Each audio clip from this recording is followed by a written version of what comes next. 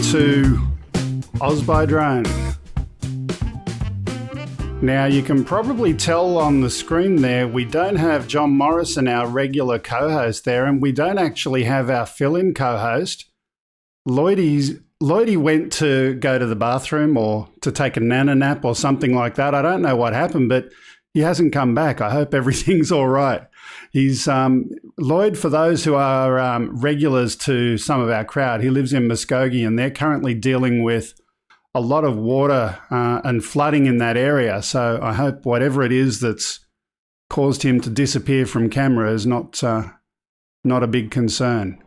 Anyway, while we're waiting for Lloyd to come back, a couple of quick announcements. Number one, later on in the show, we're going to invite someone to come in and be our guest. So to come in and join in on the program. Oh, there he is. He's back. Did you fall in? Sorry, my friend. Did you fall in? No, I had to go. I'm taking care of my wife. Okay. So. Okay, we've just started. I've done a quick little intro. Later on in the program, we'll invite our viewers, someone to come in and be our guest. Second thing, quick announcement, giveaway of the Katie Fo camera holder for a Osmo Pocket. That's been delayed a little bit more, the giveaway for that. I've had a lot of stuff going on. I had my laptop die last week, as our regulars may have heard. That's been replaced. I got a new laptop, so the titling stuff is working today, which is good. What else? We had an internet outage earlier today, so thank you to our internet provider, Telstra, for getting the internet working to the state that it is today. But if it's buffering, you can definitely call them up.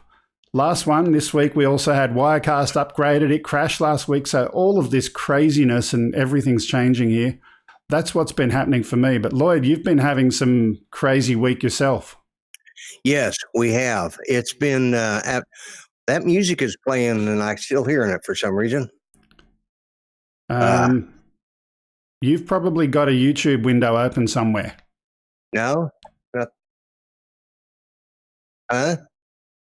Have you cleared... I know why. To my producer, did you clear shot B1 and go to B2? Okay. B2, there we go. She forgot. Enter. There we go. Whew. Wow, that was hard to hear. Okay. Yeah, we've been having some crazy weather going on here. And let me just give you an idea of what's going on. This is our power plant here in Muskogee. And that's our electric plant. Now, mind you, there's not water there normally. Really? That's dry land. Yeah. We don't, it's a hydroelectric plant, but we don't generally put our power plants right in the middle of the friggin' water. We have got 3 rivers that are all running just crazy. Now, here's another shot that these were taken by my daughter-in-law and son. My son's a police officer, so he was able to get in closer. He used his patrol car. And this boat, right, well, you see the guy in the orange hat there. Well, this guy is next to the boat in the foreground here. Is my son's boat, which by now is probably underwater because that was up on it was up on blocks and it's like 400 feet away from the water. Well, they had the sea valves open, so it's going to be a total loss. It'll be under the water. So, and as will probably several of those boats. But anyways, yeah, they're pumping out right now 250,000 cubic feet a second out of just one of the 4 lakes that will all be meeting here in Muskogee. So basically all of the crap runs downhill out of everywhere else and comes to you. Lands on us. Yeah, pretty much. It just stops right down there where that's all at. They've got, it's just totally unbelievable how bad it is. They said it's probably the worst it's ever been. And the thing is if you guys, any of you saw my live stream, you saw that I was standing in line for water at Walmart because our water plant will be shutting down either tonight or tomorrow because it'll be underwater. So we won't have any fresh water, or any water for that matter. And, which is rather ironic with so much around, but just none that you can drink. Yeah. Yeah, exactly. I wouldn't drink that water because there's dead cows and God knows what else is in there. Plus, sewer treatment plant's going to be underwater, so that means the sewage will be spilling out into this water. So, yeah, it's not a pretty picture, and we're surrounded on three sides by the rivers. So, it's hours to get out of town. Just to, most of the roads are shut down. Lloyd, we've got the most important thing working. Your internet's up. So with that, let's move on and get stuck into the news. As always, I'd like to thank Jeff Sills for putting this information together. He does a great job. And if you want to check out more of the news, go to dronebook.org. There's lots of info available there.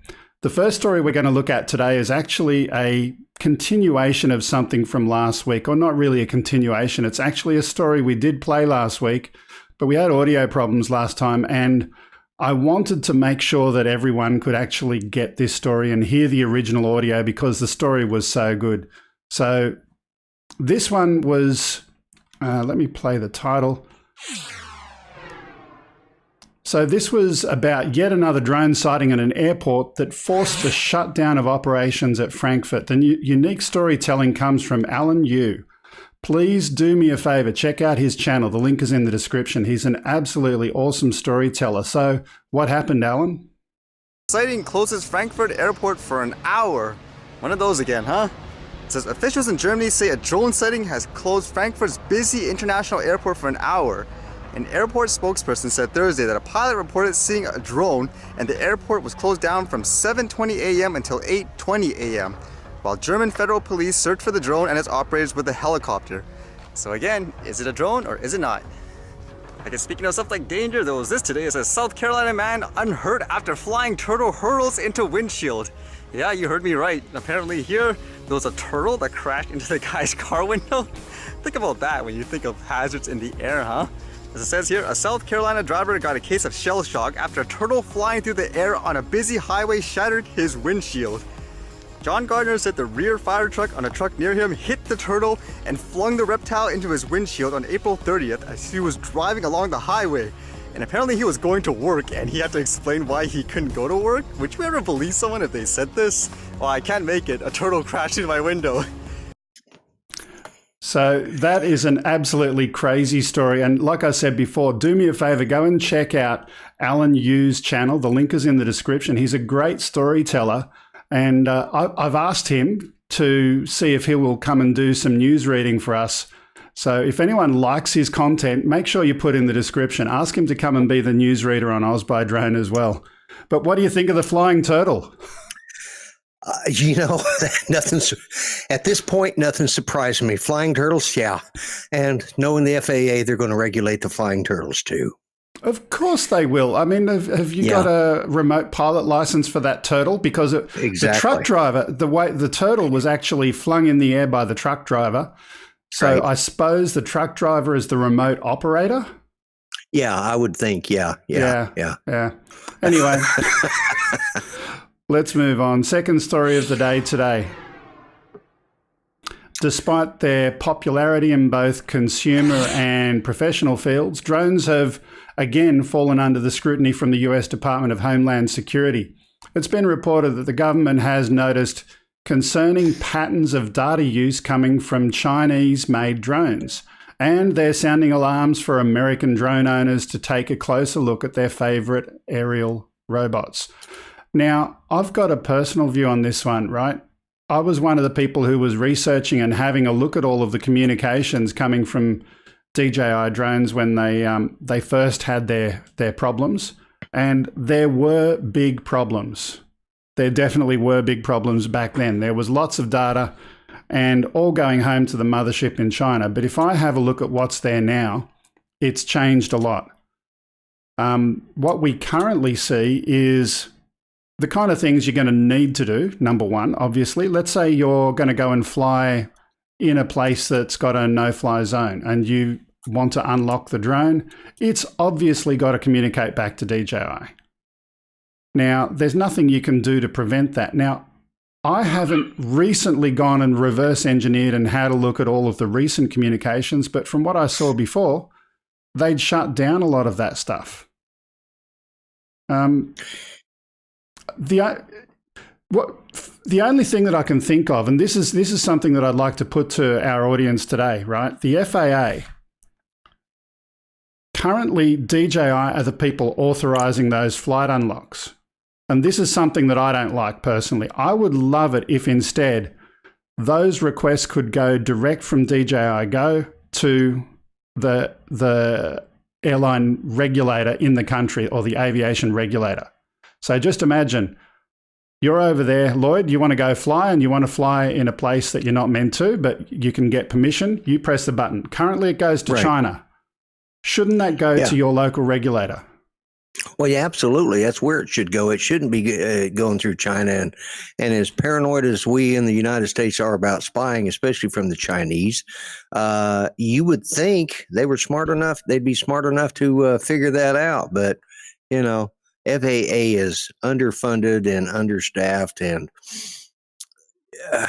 I don't know. They're sort of like the stepchildren of all the other government agencies. Sorry, FAA. Yeah. Look, from my perspective, it is a lot better than it used to be. The data going out there when I last looked at it was that which needed to go out there, unless the FAA is going to step up and do some of their stuff as well. But anyway, let's move on. Our next story of the day is...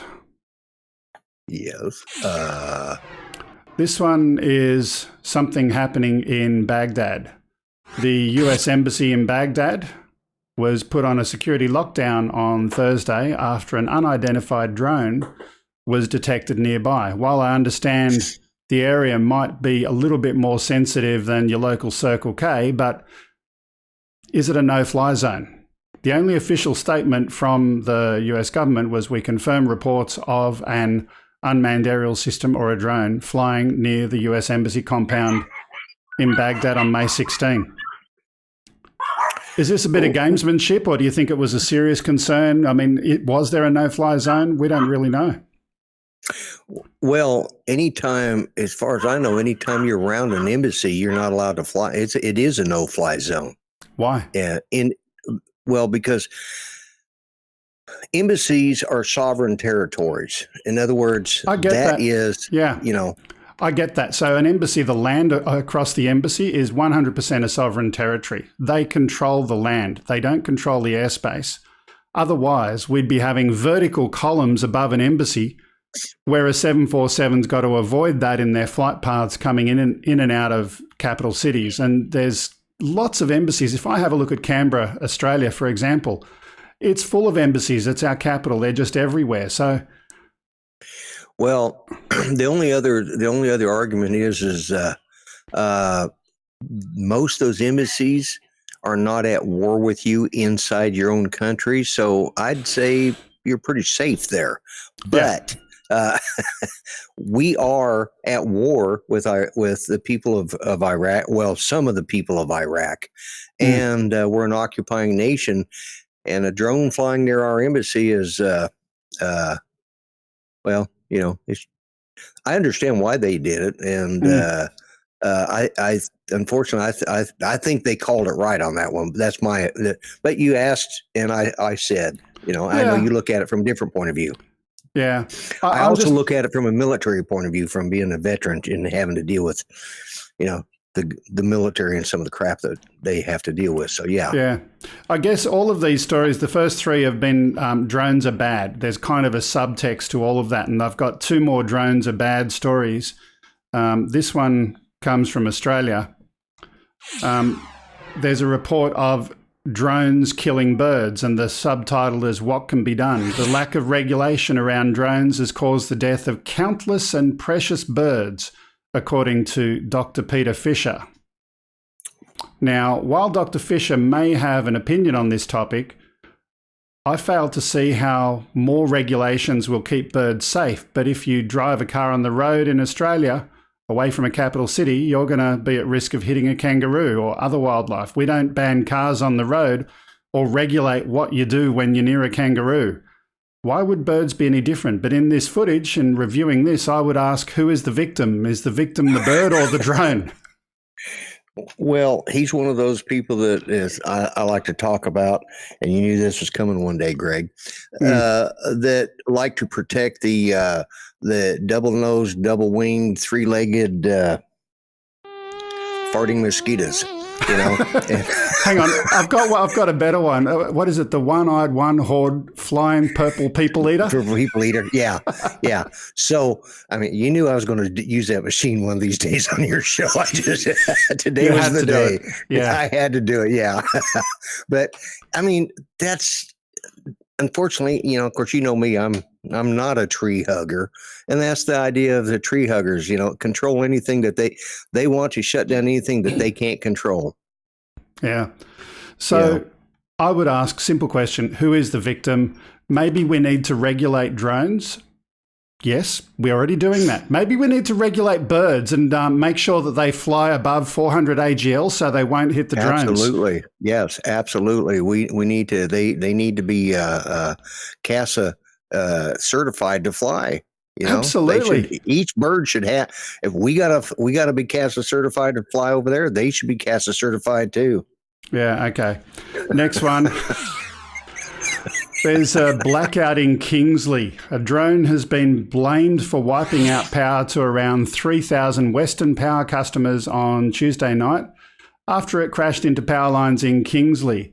Now, while I don't want to seem skeptical, but I don't believe that a consumer drone would have enough mass to bring down a power line unless there was already serious issues in the power infrastructure. What say you? Do you think a drone can bring down high voltage power lines? High voltage power lines? No, they'd have to be, first off, there'd have to be damage to that power line. And I don't know, is probably 400 AGL would be able to answer that specifically. But, you know, no, I think unless there's specific damage, and it'd have to be something probably like an Inspire to do it in the first place, you know, but the blades would break off. An Inspire I could believe, but I'm talking about consumer drones. So I'm talking about a Phantom or below. No. Yeah. One, what could they do? They're not flying fast enough. Their props aren't spinning fast enough. I mean, there's just, they wouldn't have the velocity to take out a power line, not a high power, you know, not the high tension power lines. Yeah, high tension power lines. No way. Those things are huge. I know.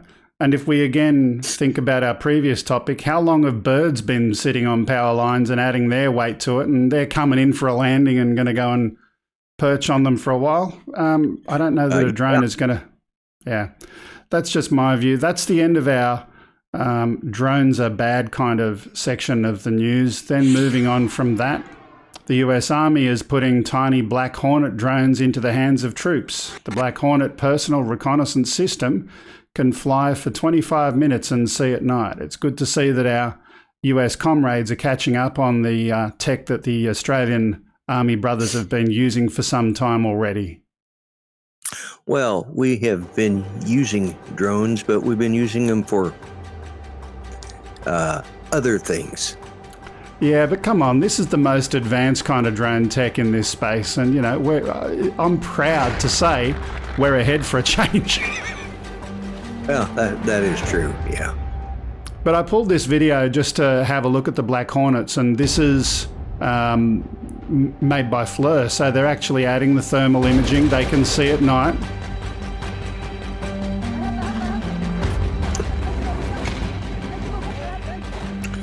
That is awesome. So, what is it they're using the drones for? Just to be visual sightings? Reconnaissance. So instead of sending someone, recon. Instead of sending someone ahead, go and send the Black Hornet across. Right. Now at the moment, I don't know how far they are into training with it, but I certainly know that. It was a year ago now that I went to a conference in Canberra, and the Australian Army at that time actually opened up opportunities for the commercial drone market to come in and offer training courses to our armed services about a year ago now. So that was a good program, and the Black Hornet certainly is one piece of infrastructure that I've read a lot that our guys are using. Okay, so this is a small drone. It is absolutely tiny. Okay, yeah, yeah. I know which drone this is, and I know this, believe it or not, has been in the works since 2007, but you didn't hear that from me. Been where, sorry? It's been in the works, or since 2007. I wouldn't be surprised. Yeah, but you didn't hear that from me, and this is just between you and I, so. Yeah, we won't let anyone else know. I don't want him to tell anybody, but yeah. Yeah. Steve Carpenter is saying they've been doing this for years. It's. Look, I'm just reading what came out on the news feed this week, so that's what was in the news feed, and that's what I'm sharing. So maybe they've got a new version of it. Oh no! Yeah, did you read what? Newsflash. We've got Ken Heron reporting that he crashed the X Dynamics Evolve drone today. I'm going to do something radical. I'm going to actually, Lloyd, could you do me a favor? Could you send the link for the rendezvous across to Ken and see if he wants to join? Yeah, that would be absolutely awesome. We'll see how that goes. In an email. Let's see if I got his. I know I got his email somewhere here. Okay, while we're waiting for that to happen, I've got a couple more stories, so we'll quickly go into them. Next one. So your internet, along with your pizza being delivered by drone and your coffee and your burritos, soon your internet may be delivered by drone someday soon. The Hawk 30 is a drone developed by a joint venture of AeroVironment and SoftBank. It's got a wingspan of 256 feet and 10 propellers and can provide internet coverage for a radius of 124 miles.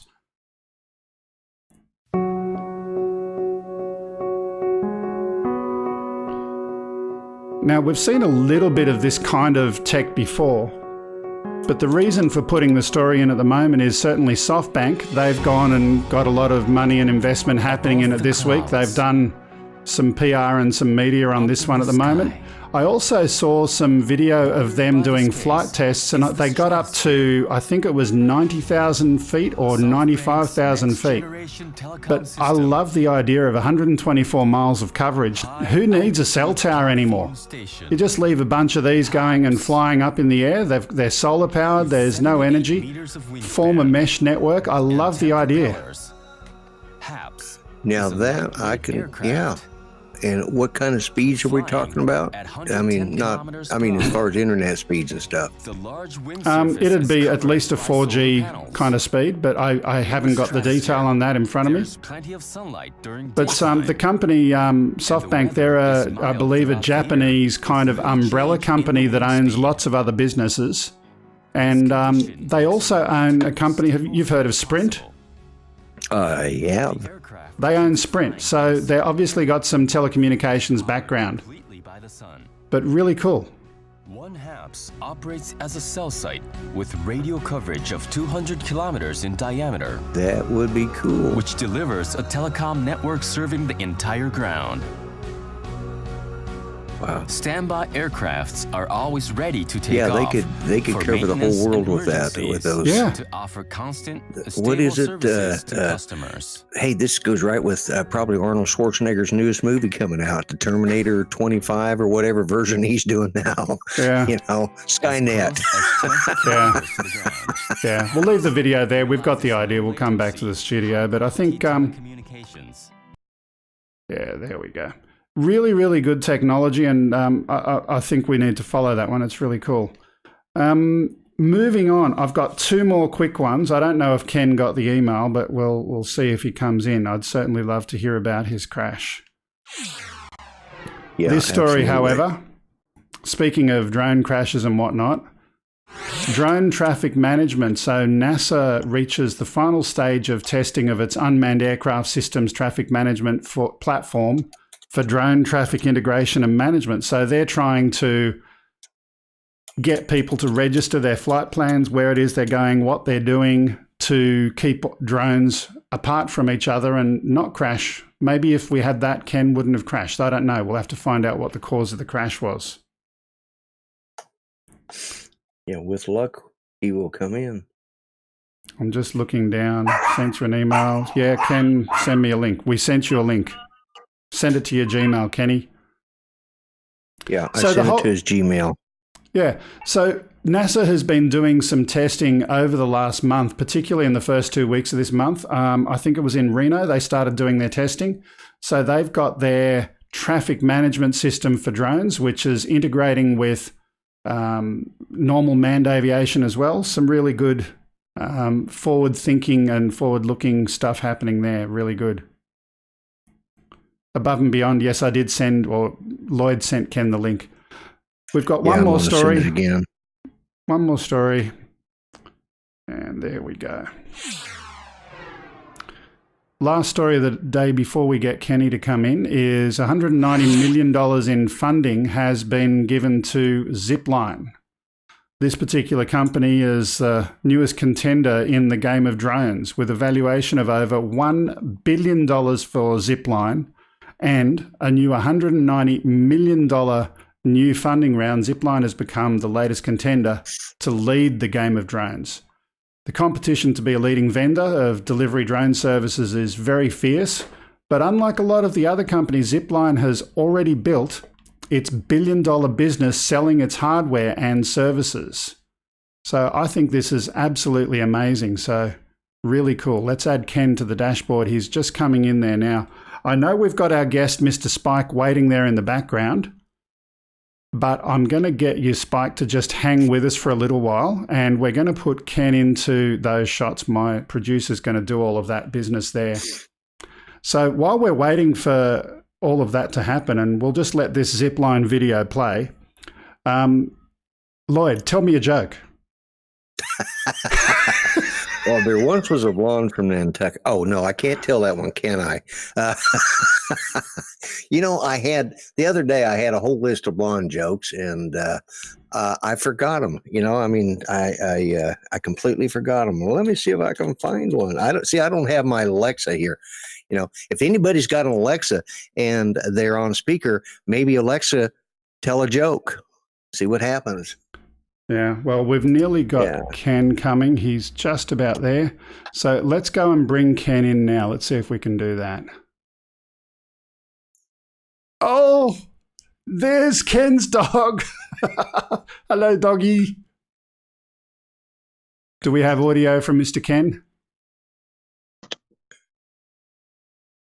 You're pretending. I know you. Yes, I was pretending. Ken, what happened? Hi. What happened was,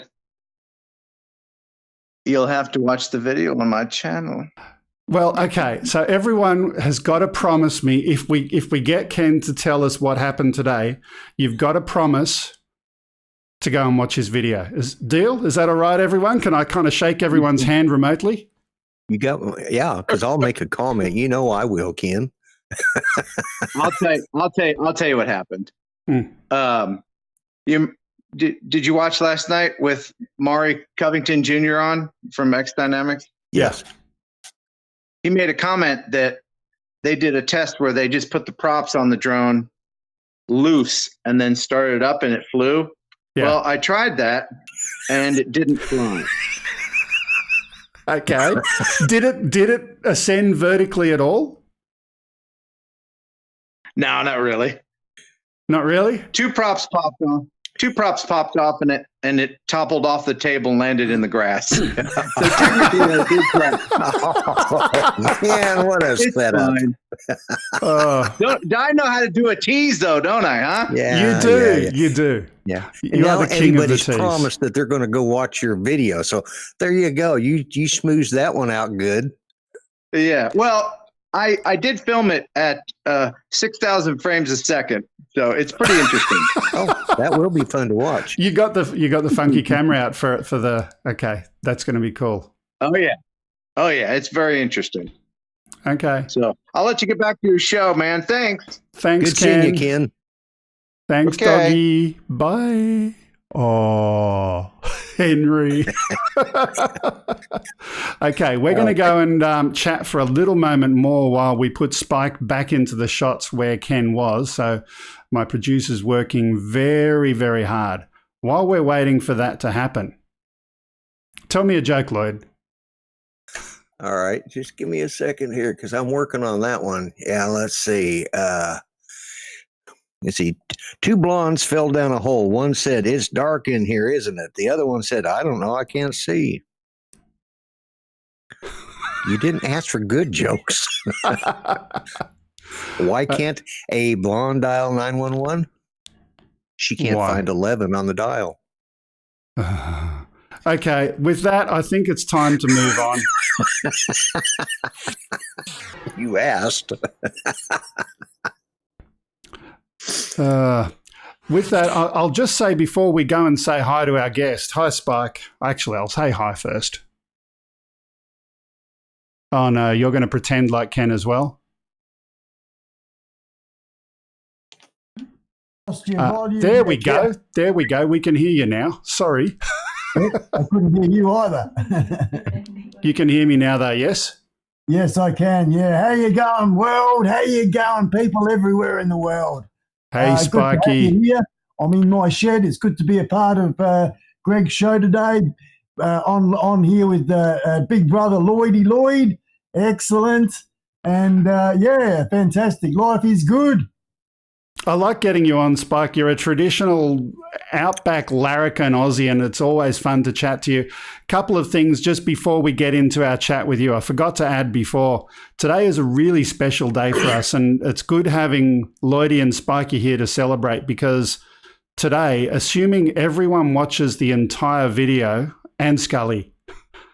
For those who don't watch Spike, that's Scully, his little friend. For those watching today, we're going to hit 4,000 hours of watch time in the last year, which means we're going to be finally a YouTube partner. Woohoo, celebration today. So tomorrow morning. Yeah, party! Yeah, way to go, Greg. But everyone's got to promise to watch the entire show, okay? This deal, everyone?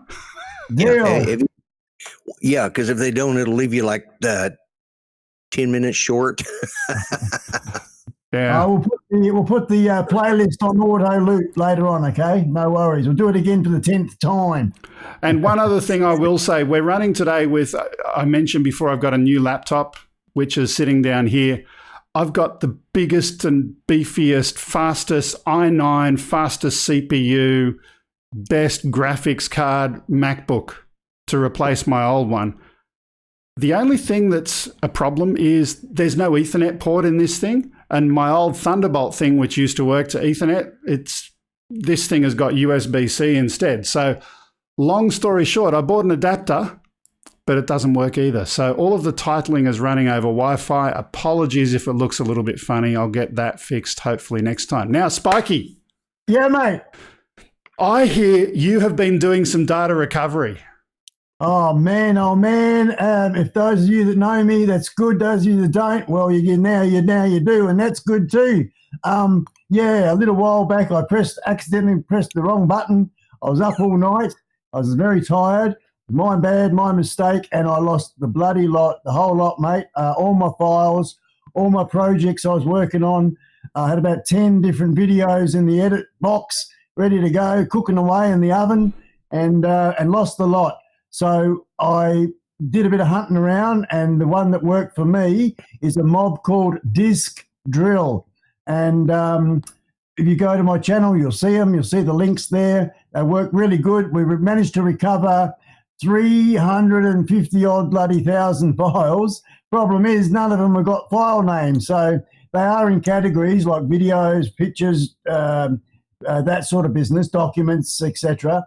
So I am able to just go to those areas. So it's a slow road to Texas, and we're getting there. Yeah, so I have got some new projects in the wings.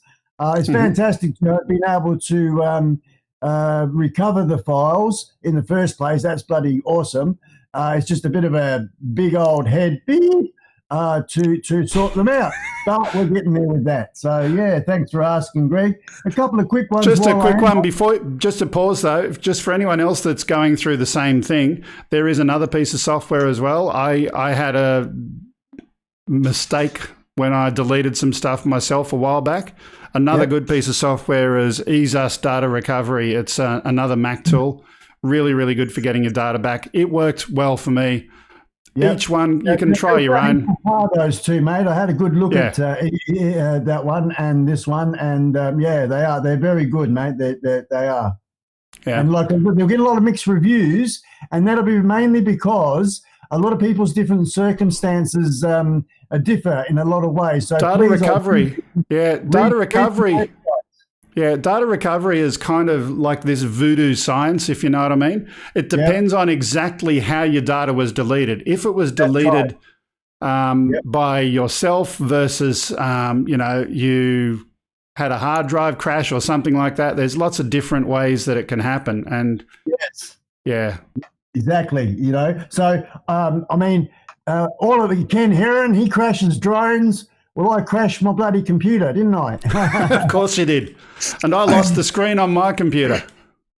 I got a question. You covered yours up, so we're all crashing left, right and centre. And poor old Lloyd, he's got to get the floaties on. Hey, exactly. Yeah. Lloyd had a question for you. I got a question. Yeah. Crazy stuff going on there, mate. Oh, I know. It is crazy. What kind of computer was it that you lost all your files? What was it? My computer is a 27-inch iMac. It's a late 2012 model, but I was in the process of transferring them from my computer to a brand new 16 terabyte hard drive, and it was in that process, Lloyd, that I was cleaning out my computer. And another little, I had 3 terabytes on my computer hard drive, and I got 2 terabyte external hard drive, and I put the 5 terabytes onto this big one. And during the process of that, without getting into the details and boring everybody, I accidentally wiped out the external hard drive that I just put everything onto. And that's you did everything as a cut and paste, right, rather than a copy. And it was amazing. It took me like a whole day to slowly transfer them across, and it took about a few seconds to erase them. So, oh my God! Thank God. Did the computer ask you to press the any key to continue, and you just kept on pressing any key, and then all of a sudden it did say, "Are you sure? Are you sure?" And I thought, "Yep, I'm sure, mate." With one eye open, trying to see the bloody, read it. I'd be safe. It was my bad. A real, I guess how we say, eye-opening experience to learn the hard way. I tell you, it took about emotional, eh? You think, oh man, all this stuff, go on. So when you slowly get it back, that's also emotional. It is. Second topic for yourself, Sparky. Yep. Drone modding. You've been playing a lot around with that, yeah? I have, man. I have, with No Limit Drones, NLD, guys. I had a couple of videos of them. I'm slowly sort of sorting that footage back out again as I'm refinding it. But I had a couple of videos in the making just to show everybody my experience with the modding. Modding's good. Here's the drone. She's still alive. You can see it there. We've had it up to about 80 miles an hour. So just herding along, and the gimbal's still okay. Was that 80 miles or 80 kilometres an hour? Sorry, 80 kilometres an hour. Yeah. Sorry. Yeah. And sorry, it was 80 kilometres an hour. And gimbal's still good. Everything's still good. It's still here. I've got the props off at the moment because I've been doing some maintenance and cleaning them up. But I've got to mod. I'm going to mod one of the lens covers. It's down in the drawer there. I'm going to sort of mod it so that the airflow comes through, and the gimbal is a little bit more protected when it's going fast. So I got and the engine. As long as you give it little bursts here and there, as far as the speed's concerned. That was the thing that I told you. For someone who's getting into modding their drones, particularly if you're going to do Sports Plus, which allows your drone to go faster, there's one really super secret. Going fast in a direction is easy. Putting on the brakes is harder. Yes. right? So when you're putting on the brakes, you've got to get used to that before you go and slam the brakes on really hard to stop. Slow down slowly. Yeah. Anyway, I have lost one battery. I've lost one of my batteries. I overheated it, just going for too long. So that was a bit of a bugger there. But I'm documenting it all, good, bad, and indifferent. But overall, the experience, and I would say, as far as in a nutshell, read everything twice. So if you got, and then if you don't understand something, have a look in the frequently asked questions before you open up a ticket with the boys. And then if you get no luck there, they are so good in getting back to you. They'll get back to you within 24 hours, of pretty much most of the time, of any of your questions you might have. So I really find the after-sales service fantastic. I have an affiliate link that people have used, so I thank those people. And they're just a great company. They really are. So no limit drones, guys. Not for everybody, but for those that are interested, I highly recommend them. Even after my experience, it's my stupidity and my ignorance, my lack of not reading the directions properly or understanding. And once again, if you don't understand something, don't worry about it. Don't give up. Ask. Just ask, and they're very, very good. People are really good in helping. So, and I've really enjoyed it. It's not about just always the speed for me. I just wanted to be. Listen, I'll give you an example. In case of an emergency, if I've got to get the hell out of there, I can, and I can do it a lot quicker. So there's a safety plus. I guess also, like there's the no-fly zone limits that are borderline. Let's just talk a little bit about that. I've had a personal bee in my bonnet about no-fly zones, and to be honest, that was the reason why I got into modding and playing and hacking around with my drone. And right close to me, there's a hospital. It's the Sutherland Hospital. And there's listed on all of the maps as a heliport there, which kind of makes sense, except for the fact that the heliport was removed 10 or 15 years ago and replaced with a multi-story car park. Yet it's still showing up there, and all of these pieces of data that are totally out of date and contributing and saying you can't fly here because of blah, blah, blah, blah, blah. Now, to be fair, the DJI app doesn't restrict you from flying near that heliport. But I've had so many reports from other people where there have been incorrect restrictions. I mentioned before when I was chatting to Lloydie, I would prefer it to get DJI out of the game of no-fly zones. It's none of their business.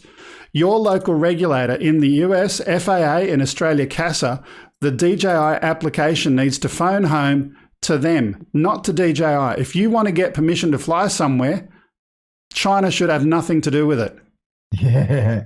Oh, absolutely. Yeah.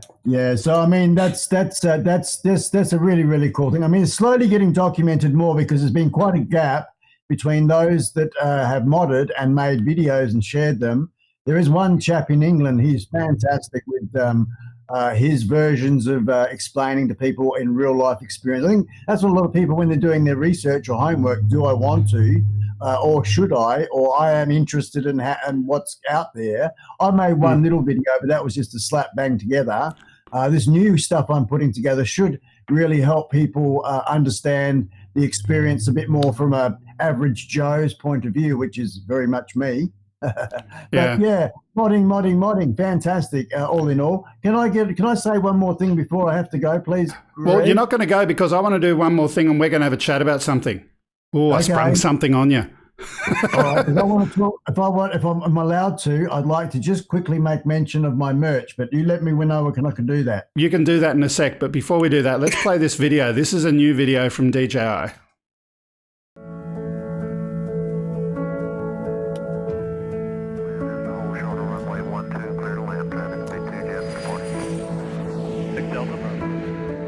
The future of aviation involves drones working collaboratively with traditional aircraft. For years, DJI has been on the leading edge of innovation, especially when it comes to safety. From automatic return to home, to altitude limits, to obstacle avoidance, to our pioneering of geofencing. Now we're taking the next step, giving almost all drone pilots the ability to detect airplanes and helicopters that are flying nearby. We call that DJI AirSense. AirSense uses a special signal called ADS-B that airplanes and helicopters transmit to show their location. When AirSense receives an ADS-B signal, the DJI mobile app alerts the pilot with enough time to take action. ADS-B was designed for airplanes and helicopters, but already there are more drones in the sky than either of them. Drones are going to play Okay. a very I'm going to significant role cut the video there. Let's just stop that. in aviation. And we, as an industry, all need to figure out. So here's the thing. Yeah. What is your view? Actually, I'll start with Spike.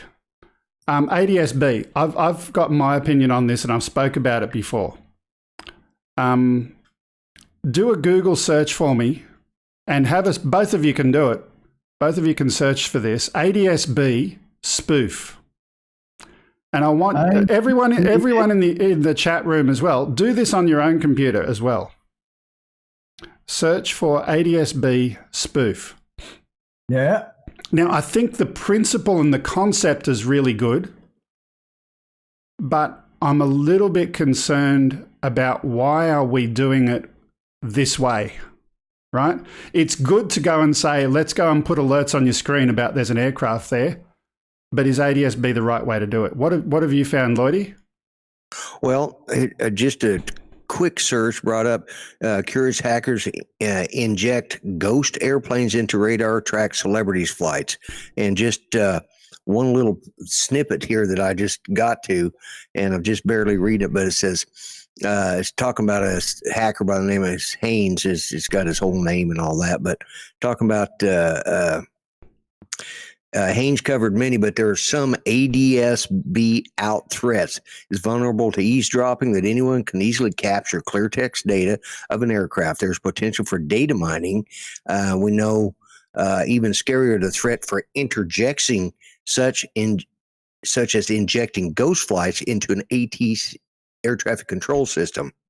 If such a thing were to happen right now over London Olympics, that would be the cause of mass chaos. And this was written, this was, when London was having their Olympics. So that's how far back they've known about this, and that's how old the technology is. Yeah. So did you find anything, Sparky? I'm putting you on the spot. I did. And I was just having a bit of a listen to Lloyd's version of it. I was pretty much looking at the same thing. It's a crazy system, absolutely crazy, with the potential of causing, that mass hysteria business. That's where people get killed. So, I think thumbs down for that one. See you later. Hooroo. Go away. So let me now give you the technical kind of thing on it, right? Yep. ADS-B is just instead of radio waves, just imagine you got a GPS in your plane and you're yelling out the window, hey, I'm flying over Sydney now. Hey, I'm flying over Wollongong now, right? And you're giving your call sign, right? And you're saying, this is my plane where I am. But there's nothing to stop anyone else pretending to be you. So that's the problem number one. Yeah. Anyone else can transmit that information. Now, if we have a look at ADS-B, these vulnerabilities have been known about for a long time. And then you have a look at the drone ID stuff that DJI is doing, and they did exactly the same thing. There's no way to guarantee that what they're saying is believable. And now they're going to use ADS-B and drone ID, so you've got one protocol that's bad and another one, and you're putting it together. Why can't they learn? Yeah, that is crazy, isn't it? Surely the powers that be. We're just average Joes out here in the fringe dwelling users. Most of us hobbyists, a few professionals amongst the mix. But it's quite obvious, isn't it? And wouldn't you think that those that are in power and politicians, et cetera, these mega corporate people would know about this? And where is the common sense in it, Greg? Yeah. So let me just say this, right? I'm having a look at a couple of people chatting. ADS-B in and ADS-B out. So ADS-B in is what DJI will be doing. They're not doing ADS-B out. So that's kind of... Here's the challenge with that. we're hearing about these drones that are always flying so close to aircraft, and nothing that they're planning on doing is going to send any message back to the aircraft to say, hey, there is actually a drone here. So we're going to get more aircraft going and talking about plastic bags, right? Right. And we've got all of this ADS-B in. Why bother doing that? Why bother listening? It can be spoofed. ADS-B in, yeah. And what is the point? Because, I mean, if it's not going to be sending any information to the aircraft, which would be the ADS-B out, I would assume, it's pointless. What's it doing? Just telling everybody telling the air traffic controllers were there and telling the FAA that this guy was flying close, but they're not letting the aircraft knows that. So, like you said, every time and somebody spoofs it, it's, well, another plastic bag. Oh, that must be a drone.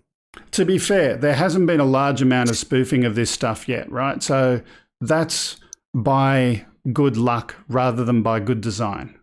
There's nothing stopping anyone. And there's someone I know by the name of Kevin Finisterre, also known as /.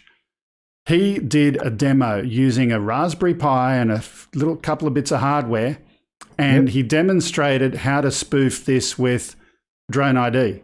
So anyone who was looking at Aeroscope, this is the Drone ID system that DJI uses, all of a sudden was seeing pictures of flight paths drawn on their Aeroscope, which looked like, I'll just say, a member of the male anatomy. I'll leave it at that for your own imagination. Good on him. Yeah. Right? Now, he was doing that with his software. Now, there's nothing at all technically stopping someone from doing the same thing with ADS-B. How can you trust ADS-B signals? Why don't DJI lead and say, hey, ADS-B is really good, but we think the future is this, whatever that might be, and we want to encourage the aviation industry to go towards that direction rather than looking to the last century. It's crazy. Well, and I think it's just laziness on their part. They're trying to still stay within, keeping, because it's all about money. If they have to come up with a new software to do something completely new, that's money they are investing. But it doesn't mean that they're actually doing anything right now. So this way they can say, oh, we're doing something to help out. We're leading edge. We're going to stay right there keep the FAA happy. And the FAA, they're schmucks enough. They're just not paying attention. Like, oh, okay, works for us. Yeah. Anyway, I'm just reading a few of the comments. So which DJI drones can do this today? Number one, the Mavic 2 Enterprise and also the Matrice series. So not your current drone, but DJI's plan is to have every new drone released after 2020. I can't remember the specific date. Will have this capability and this feature. So that's their future plan. I praise them for doing something. They just did the wrong thing. Right? They're it's like listening to shortwave radio. I mean, who listens to that anymore? It's out of date. It's the wrong thing to be doing. Yeah. Other comments, ADS-B out shows where the manned aircraft are in your vicinity. Yes, it does. But I'll again ask the question, why invest in shortwave radio instead of something a little bit more modern? I know that the aviation industry itself needs to catch up, but let's push them in that direction rather than listen to shortwave radio. Rather controversial, isn't it, Gregory? I couldn't look. This is just my opinion. Everyone will have different opinions, but I wanted to share it with everyone. Spikey, thank you for being there. Now, you had something you wanted to do, Spikey. Yep, no worries. Cool. Okay. Ladies and jelly beans and everybody around the world, just on a bit more of a lighter note, it's really good to, I don't know, how would you say? I'm with you there, Greg. I really am. And I love you for it. I love your show for it. The news stories, bringing light to some of these things. But I guess for me, I don't ignore what's what. And thank God for blokes like you and others around the world that put these stories together so that we can be educated. But I'm a bit more of a, not necessarily a tree hugger, as Lloyd would say, but I'm a bit more with out there, living out here in the bush and the sticks. We, my mates, the flies with the dirt, we just sort of live a simple life, and I don't really watch much telly, so I don't know about the news, don't know what's going on around the world, just what's going on around in my world. And my world is bloody awesome. And guess what? I've got a really good mate, and his name's called B for Bob, K for Kevin, 42, BK42, and he's a designer, and he can do your channel and do some designs for everybody. He's helped me out heaps. We've become good mates. He's based in Poland, of all places, and right now I'm going to bang in some. I've got some merch. How's that, hey? Old iSpike, he's got some merch. And here is the first one I'm banging out. That one there is a new pop art T-shirt we've got, right? The pop art T-shirt, because people was asking about Mr. Rick Halabar. He asked for one, so we had a bit of a look at the idea, and we made one. Here's another one. This one here is a cool. Oh, what's going on there? Why did that one happen? It won't let me put it in, Greg.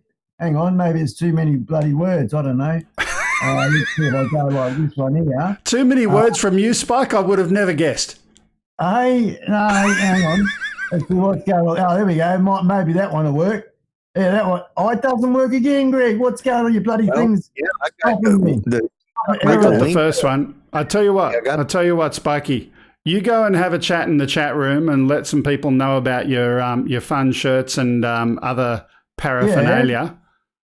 Yeah. We're currently running heaps over time, and we haven't got to Explore Australia. But definitely, thank you, Spikey, for being our guest. You're welcome, Greg. Put some other stuff in the room, and hope people go and check it out and pick up some. Yeah, thanks very much for the opportunity, Greg. I really appreciate it. Thank you very much, Lloyd. And I love yous all, and I'll talk to you in the chat. And between me and old Scully, who, and Roo. Ta-da, ta-da. See ya. See ya, Spikey. And Spike, you just keep hugging them trees, all right? I got you. Okay, and with that, we'll turn off his microphone. Otherwise, he'll never get off. Put him back on the screen just to watch him there. It's fun. He can't talk now. It's great. Yeah, now he's going to write stuff. So, moving right along. He's going and putting his links in there, but moving right along, we're going to go to, there's Scully. We're going to have a look at our last segment for the day, the bit that we absolutely love every single week, and we get a lot of good feedback, Explore Australia. And again, sorry for the titles, guys. It's because it's operating over Wi-Fi. I'll hopefully get that fixed by next week. Let's go.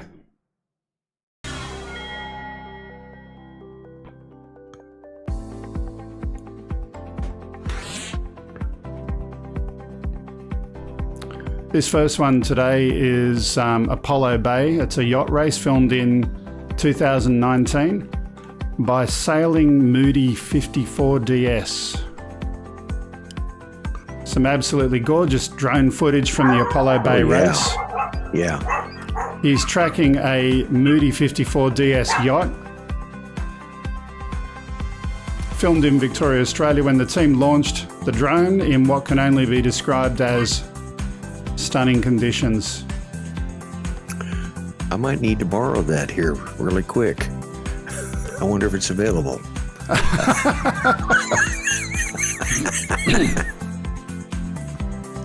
Well, you're not going to have any power. You're not going to have any water. You got to get something with sail power for you out there, mate. And that's it. That's what I mean. There's a sailboat right there. That's what I need.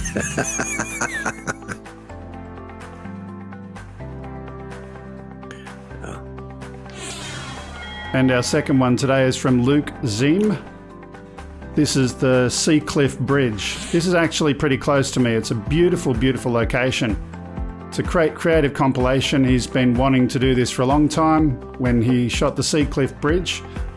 It's 90 minutes south of Sydney during an intense sunrise, flying in the sky as well as from the ground. All 4K footage was shot with a Mavic 2 zoom.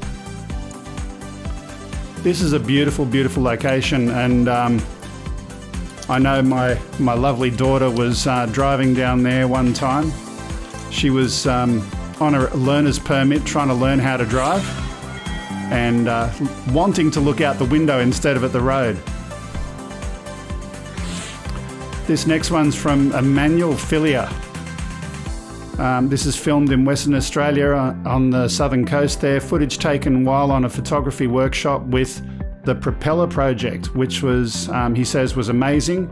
and he highly recommends it. He feels this journey showcasing beautiful Mother Earth, from man taking her resources to the resurrection of life when she recovers and blossoms again. Shot on a Mavic 2 Pro. Edited on Final Cut Pro, so we got a Mac lover there as well.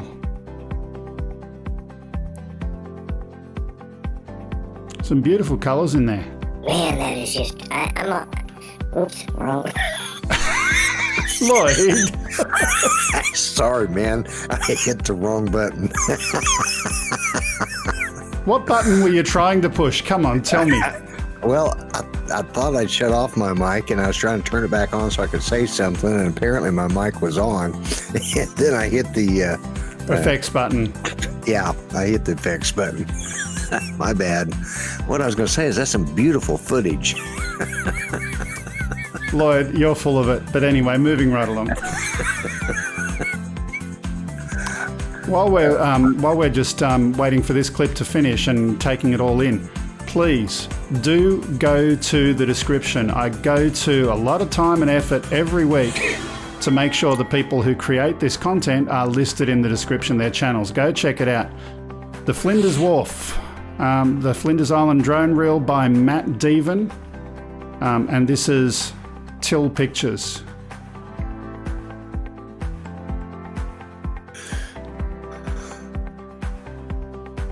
Well, it looks like just right outside of town right now. Yeah. For you, possibly. Yeah. It's, yeah.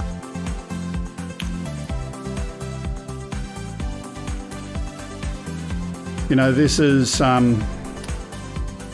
interesting, different parts of around his area, but we've got some commentary from Greg Hilton. So for those who don't know, Greg's a regular on our channel, and he compiles Explore Australia each and every week.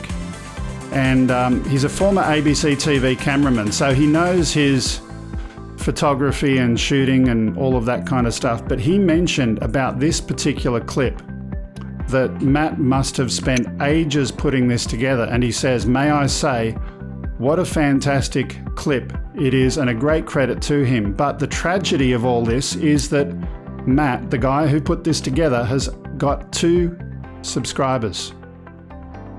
Only 2. Man. And one of those subscribers was Greg Hilton. He subscribed, and also Matt's mum. So I say this every week, do show some support for some great creators who are putting together some awesome footage. Go and head over to his channel, to the Flinders Wharf, and hit subscribe and ring the bell. And Greg Hilton says, I promise you, you won't be let down. So some really nice, beautiful footage there. Yeah. You know, that's just so sad because I say this all the time. You get some of these, well, I mean, just look at me. I mean, I'm grumpy old fart, and yet I still got 600 plus subscribers, and here's somebody that does something actually worthwhile, and he's got 2. I mean, that's just sad. Yeah. You know, it's just it's not fair.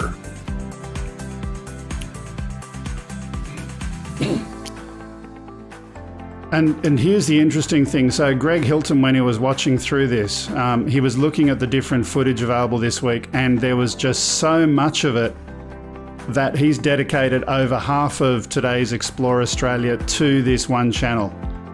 We're only halfway through this yet. There's heaps more, and it's all gorgeous, beautiful parts of Australia.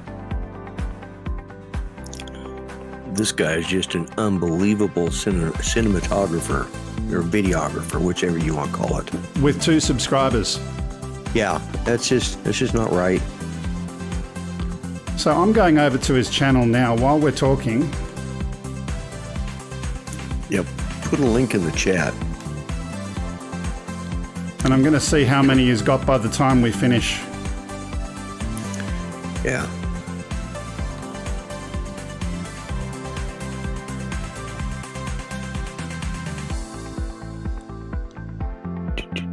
There we go. So we've got 4 subscribers. So make that 5. I'm clicking now and hitting the bell.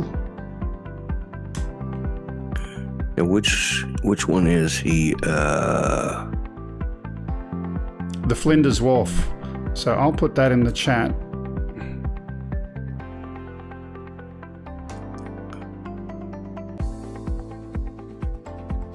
Yeah.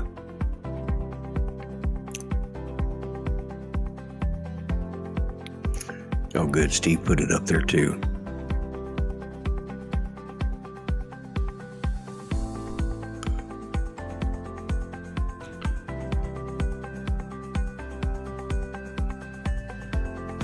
So Steve Carpenter got it to 3. Someone else got it to 4. I got it to 5. He's at 8 now. I just subscribed. Yeah, it's in the chat.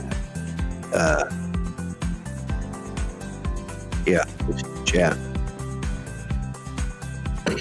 While we're talking about this one particular video, can I encourage everyone, each and every week, if you're a regular here, I say it every week, go and have a look at the description. Check out the other channels that we get our material from and go and say hello. Check out some of their content directly. They will definitely appreciate it.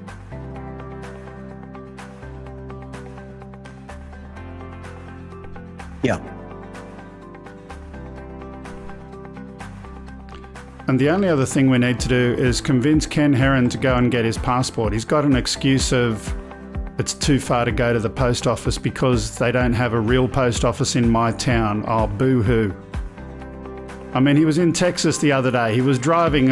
I'm sure there was a long distance between his home and Texas. He could stop in at a post office if he really wanted to. Several hundred post offices. There's no reason for that. He just doesn't want to eat Vegemite. He just doesn't want to eat Vegemite. Maybe. Maybe that's the case. Flirting with Vegemite, man.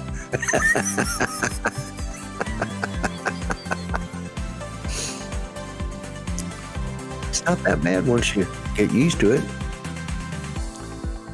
Yeah. No, look, I love my Vegemite. Had it since I was a munchkin. He is at 13 now. Your audio's gone a little bit wonky there for a while, Lloyd.